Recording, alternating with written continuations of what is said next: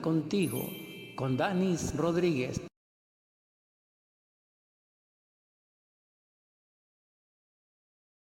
Feliz día a la audiencia. Voy a compartir un pequeño texto de la extraordinaria obra anónima Leyes de Manú, según una fuente publicada en el siglo III a.C.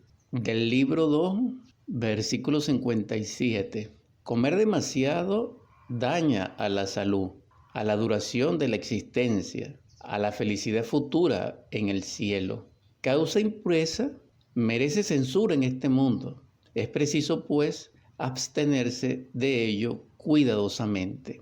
Al tenor, en el Nuevo Testamento, en Filipenses 3, 18 y 19, de la edición Reina Valera, 1960, compartimos. Porque por ahí andan muchos, de los cuales os dije muchas veces, y aún ahora lo digo llorando, que son enemigos de la cruz de Cristo, el fin de los cuales será perdición, cuyo Dios es el vientre y cuya gloria es su vergüenza, que solo piensan en lo terrenal. Paralelamente, compartimos Romanos 16, 18, igualmente, que es la referencia más cercana al respecto. Porque tales personas no sirven a nuestro Señor Jesucristo, sino a sus propios vientres, y con suaves palabras y lisonjas engañan los corazones de los ingenuos. Por último, Gálatas 5, 22, 23 confirma: mas el fruto del Espíritu es amor,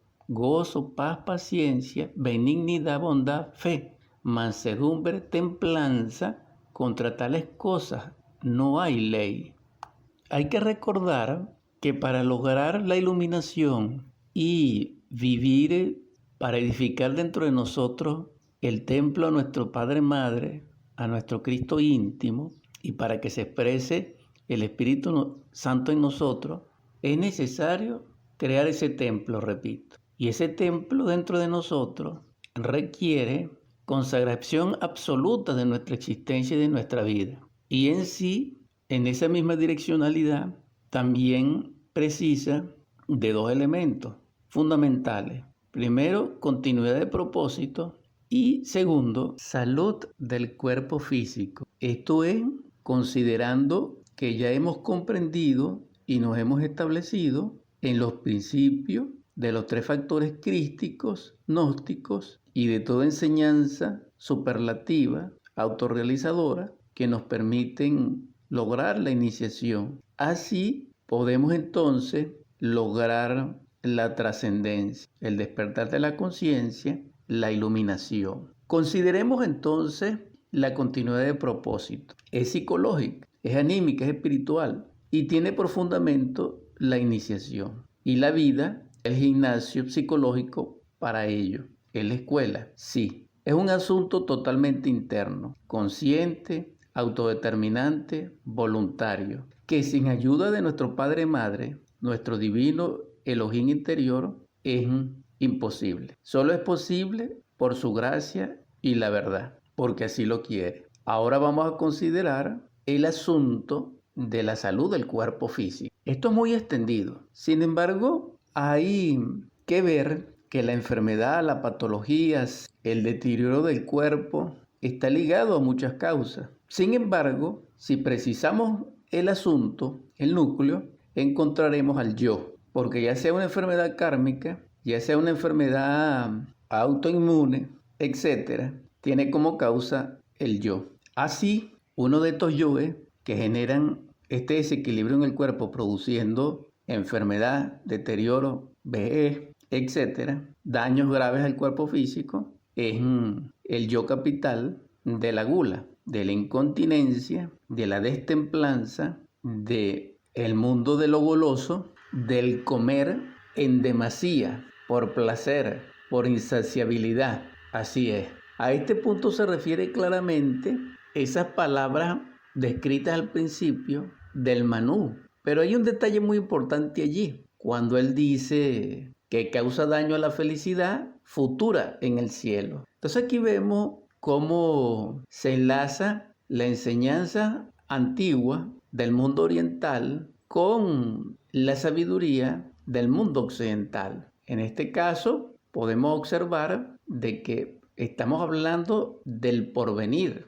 dijéramos de lo que nos espera en nuestra propia obra, que es la edificación en sí de ese templo que mencionamos. Es parte de él, pero a nivel primario, a nivel elemental. Lo cierto es que no puede haber felicidad material, social, si no hay salud. Mucho menos puede haberla en las dimensiones superiores del espacio o a nivel emocional, sentimental o espiritual o psicológico o psíquico, mientras nuestros vientres están insaciables y alteramos por hiperfuncionamiento todo el sistema glandular consecuente del yo de la gula o de comer en demasía, como él lo dice, pues, Manú. Pero y el segundo detalle, muy importante, cuando dice que produce impureza. Y es allí una clave muy importante, porque un corazón puro, alegre, según Salomón, produce salud, longevidad, dijéramos.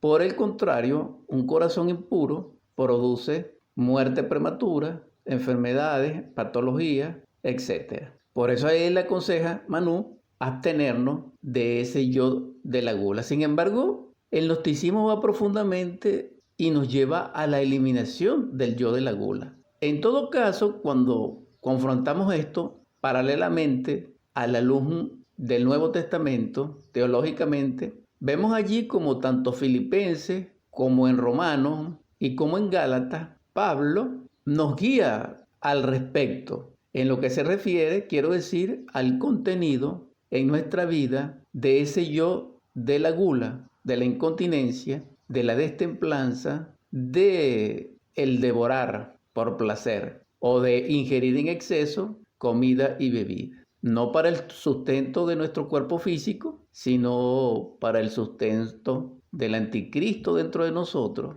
a través de su cabeza de legión, repito, que es la gula. Cuando en Filipenses observamos que son enemigos de la cruz de Cristo, vemos que es un yo terrible, cuya consecuencia nefasta es volvernos anticrísticos, porque en sí sustituimos a nuestro padre-madre, nuestro sustentador, por el vientre, por el ansia de digerir, de consumir, de degustar del placer, produciendo ante nuestro padre-madre interno vergüenza y materialidad. Estas palabras significan entonces que nos convertimos en enemigos de la cruz del Cristo porque no podemos cumplir con ese mandato que Él nos da en el Evangelio cuando nos dice, toma tu cruz. Cuando nuestro vientre está lleno vorazmente y nuestro paladar y gusto está insaciable por más, en modo alguno podemos transmutar la energía crística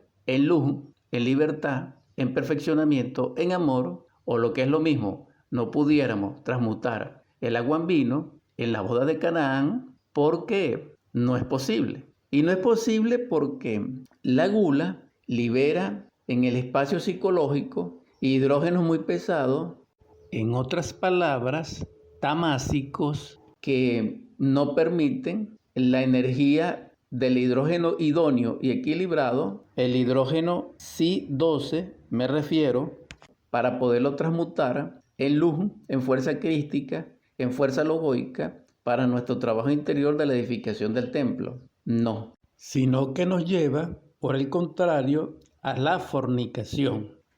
Entonces, aquí vemos cómo el yo de la gula termina conectándonos en forma mecánica, automática, con el yo de la fornicación, de la lujuria, llevándonos así al abismo, al Seol, al error, al dolor. Y esto es muy grave.